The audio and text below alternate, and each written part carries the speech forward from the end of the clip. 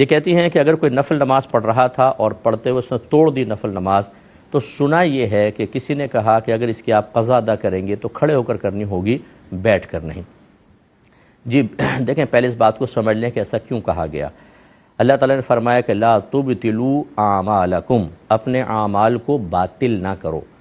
اب اگر میں نفل کی نیت سے میں نے شروع کیا اور میں اس کو توڑ دوں تو یہ قرآن کی آیت کا ایک طرح سے خلاف کرنا لازم آیا کہ میں نے اپنے عمل کو باطل کر دیا، توڑ دیا۔ اس لیے علماء نے پھر یہ نتیجہ نکالا کہ اگر کوئی نفل پڑھتا ہے قصداً اور توڑ دیتا ہے تو اسے اس کی بعد میں قضا کرنی ہوگی، کیونکہ اس آیت سے نتیجہ نکلا کہ اپنے اعمال کو باطل نہ کرو۔ باطل نہ کرنے کا مطلب انہیں پورا کرو۔ اس کا مطلب ہے کہ جب آپ نفل نماز کی نیت باندھتے ہیں تو ہے تو یہ نفل نماز، لیکن اس کو پورا کرنا واجب ہے۔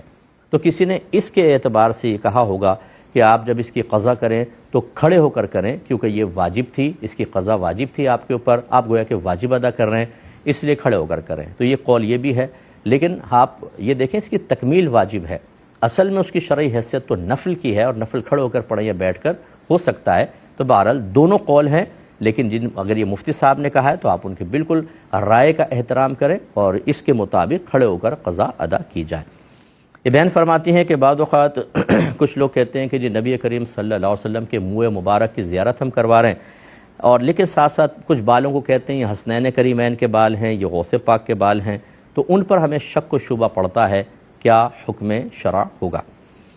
جی بالکل آپ کا شک و شبہ بجا ہے، بالکل بجا ہے۔ منہ مبارک کے بارے میں تو ہم دائرۂ ادب میں رہ کر خاموش رہتے ہیں، کیونکہ رحمت کونین صلی اللہ علیہ وسلم سے مینا میں جب آپ نے حلق کروایا تو ان بالوں کو باقاعدہ تقسیم کرنے کا حکم دیا، اور وہ صحابہ تک پہنچے، اور ان کے ذریعے صحابہ جہاں جہاں ملکوں میں گئے، کنٹریز میں گئے، شہروں کے اندر گئے، وہ بال بھی ساتھ ساتھ گئے منہ مبارک۔ اور سرکار صلی اللہ علیہ وسلم کے منہ مبارک کو میں نے خود اپنی آنکھوں سے ایک بال کو گچھا بنتے ہوئے بھی دیکھا ہے، ان میں نشو و نما ہوتی ہے، اور پھر لوگ ان میں سے بھی تبرک تقسیم کر دیتے ہیں۔ اس لیے اس میں بھی اگرچہ شک ہو سکتا ہے کہ یہ واقعی منہ مبارک ہے کہ نہیں، کیونکہ بعض اوقات تو صرف ایک ہوتا ہے،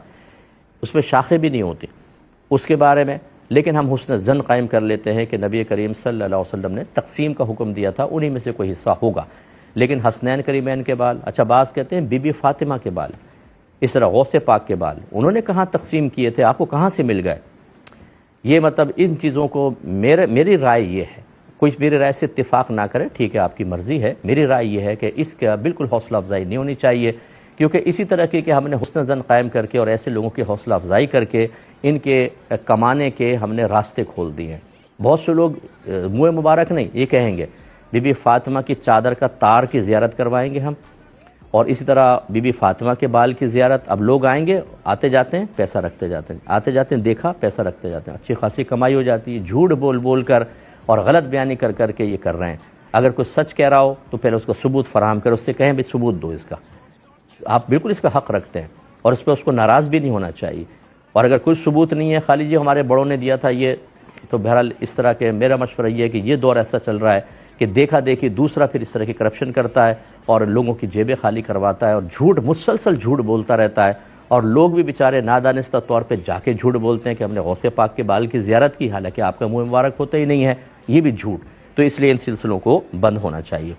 یہ کہتی ہیں کہ اگر کوئی نفل نماز پڑھ رہا تھا اور پڑھتے ہوئے اس نے توڑ دی نفل نماز، تو سنا یہ ہے کہ کسی نے کہا کہ اگر اس کی آپ قضا ادا کریں گے تو کھڑے ہو کر کرنی ہوگی، بیٹھ کر نہیں۔ جی دیکھیں، پہلے اس بات کو سمجھ لیں کہ ایسا کیوں کہا گیا۔ اللہ تعالیٰ نے فرمایا کہ لا تبطلوا اعمالکم، اپنے اعمال کو باطل نہ کرو۔ اب اگر میں نفل کی نیت سے میں نے شروع کیا اور میں اس کو توڑ دوں تو یہ قرآن کی آیت کا ایک طرح سے خلاف کرنا لازم آیا کہ میں نے اپنے عمل کو باطل کر دیا، توڑ دیا۔ اس لیے علماء نے پھر یہ نتیجہ نکالا کہ اگر کوئی نفل پڑھتا ہے قصداً اور توڑ دیتا ہے تو اسے اس کی بعد میں قضا کرنی ہوگی، کیونکہ اس آیت سے نتیجہ نکلا کہ اپنے اعمال کو باطل نہ کرو۔ باطل نہ کرنے کا مطلب انہیں پورا کرو۔ اس کا مطلب ہے کہ جب آپ نفل نماز کی نیت باندھتے ہیں تو ہے تو یہ نفل نماز، لیکن اس کو پورا کرنا واجب ہے۔ تو کسی نے اس کے اعتبار سے یہ کہا ہوگا کہ آپ جب اس کی قضا کریں تو کھڑے ہو کر کریں، کیونکہ یہ واجب تھی، اس کی قضا واجب تھی آپ کے اوپر، آپ گویا کہ واجب ادا کر رہے ہیں، اس لیے کھڑے ہو کر کریں۔ تو یہ قول یہ بھی ہے، لیکن آپ یہ دیکھیں اس کی تکمیل واجب ہے۔ اصل میں اس کی شرعی حیثیت تو نفل کی ہے، اور نفل کھڑے ہو کر پڑھیں یا بیٹھ کر ہو سکتا ہے۔ تو بہرحال دونوں قول ہیں، لیکن اگر یہ مفتی صاحب نے کہا ہے تو آپ ان کی بالکل رائے کا احترام کریں اور اس کے مطابق کھڑے ہو کر قضا ادا کی جائے۔ یہ بہن فرماتی ہیں کہ بعض اوقات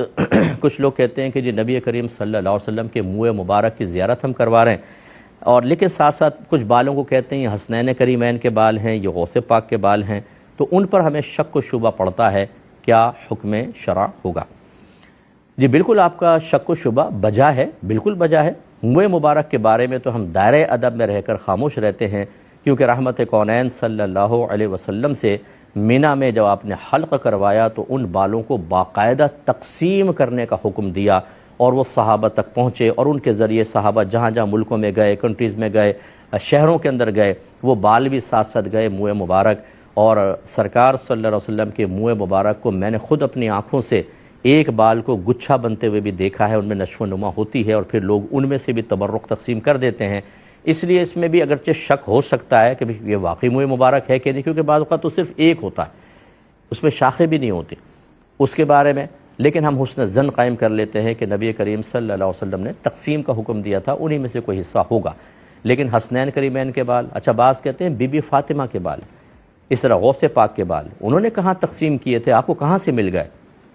یہ مطلب ان چیزوں کو میری رائے یہ ہے، کوئی میری رائے سے اتفاق نہ کرے، ٹھیک ہے آپ کی مرضی ہے، میری رائے یہ ہے کہ اس کا بالکل حوصلہ افزائی نہیں ہونی چاہیے، کیونکہ اسی طرح کی کہ ہم نے حسن ظن قائم کر کے اور ایسے لوگوں کی حوصلہ افزائی کر کے ان کے کمانے کے ہم نے راستے کھول دیے ہیں۔ بہت سے لوگ منہ مبارک نہیں، یہ کہیں گے بی بی فاطمہ کی چادر کا تار کی زیارت کروائیں گے ہم،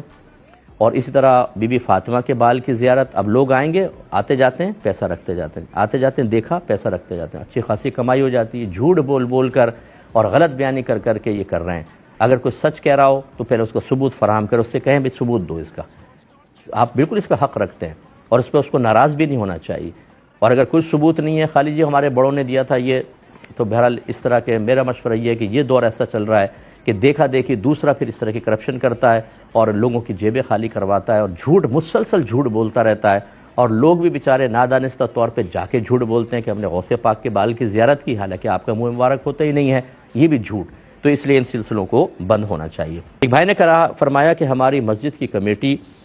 نے مسجد کا ایک اکاؤنٹ کھولا ہوا ہے جس میں ماہانہ چندہ جمع ہوتا ہے، تو جب امام کی سیلری یا مؤذن کی سیلری وغیرہ نکال لیتے ہیں، جو بچ جاتا ہے اس کو اس اکاؤنٹ میں داخل کر دیتے ہیں۔ تو یہ کہتے ہیں کہ کچھ ممبر دو حصوں میں بڑھ گئے ہیں، کچھ ممبر یہ کہتے ہیں کہ آپ کا اکاؤنٹ کھولنے کا کیا فائدہ، اگر چندہ جمع ہو گیا ہے اور زیادہ ہے تو امام صاحب کی تنخواہ بڑھائیں، مؤذن کی تنخواہ بڑھائیں۔ انہوں نے تنخواہ بھی لکھی تھی، میں ذکر نہیں کر رہا ہوں، کم تنخواہ تھی کہ اس میں ایک فیملی کا گزارا نہیں ہو سکتا،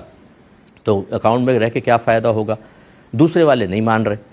اور جو یہ والے ہیں جو کہتے ہیں کر دیں، تو اب یہ انہوں نے مزید ایک کویسچن کیا کہ کیا ہم ایسا کر سکتے ہیں کہ ہم مسجد میں چندہ ہی نہ دیں، بلکہ جو چندہ دینا ہے ڈائریکٹ اس کو امام صاحب اور مؤذن صاحب کو ہاتھ میں پکڑا دیں بطور سیلری، کیا حکم شرع ہوگا؟ دیکھیں پہلی بات یہ ہے کہ سب سے پہلے سمجھ جائیے کہ جب آپ کسی کی سروس لیتے ہیں اس کو کچھ دیتے ہیں تو اس کو عربک میں اجارہ کہتے ہیں، ٹھیک ہے؟ اور اجارے کے اندر جو سیلری مقرر ہوتی ہے اس میں سب سے پہلے عرف کا اعتبار ہوتا ہے۔ عرف کا مطلب کہ عمومی طور پر جس طرح کا امام، جس طرح کا مؤذن آپ کی مسجد میں ہیں، ان امام اور مؤذن کی ان صلاحیتوں کے ساتھ اتنی تنخواہ ہے آپ کے علاقے میں، اطراف میں، یہ عرف کے مطابق تنخواہ ہے۔ تو یاد رکھیں مثال کے طور پر عرف کے مطابق تنخواہ بنتی ہے 40,000، تو اب متولی یہ نہیں کر سکتا کہ چندہ جمع ہو تو سیلری رکھ دے 50,000، کیونکہ آپ نے عرف سے بڑھا کر سیلری کر دی۔ ہاں ایک آدھ ہزار کا فرق چل جاتا ہے، جو اصل مسئلہ میں پہلے وہ عرض کر رہا ہوں، تو لہٰذا عرف سے زیادہ بڑھا کر سیلری نہیں دے سکتے ہیں، پہلی بات تو یہ۔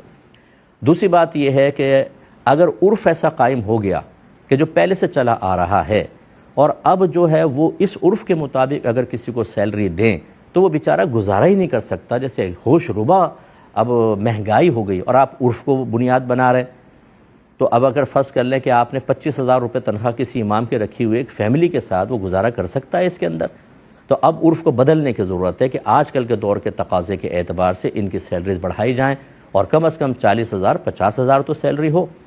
اور وہ اسی امام کی ہو جو مکمل صحیح ٹائم دے رہا ہو، دیانت داری سے تمام ڈیوٹیاں ادا کر رہا ہو اور واقعی وہ صلاحیتوں کا حامل ہو، تب اس کی تنخواہ آپ اتنی رکھیں۔